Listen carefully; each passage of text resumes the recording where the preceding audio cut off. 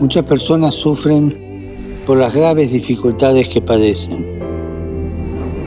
Nosotros podemos ayudarlas acompañándolas por un camino lleno de compasión que transforma la vida de las personas y los acerca al corazón de Cristo, que nos acoge a todos en la revolución de la ternura.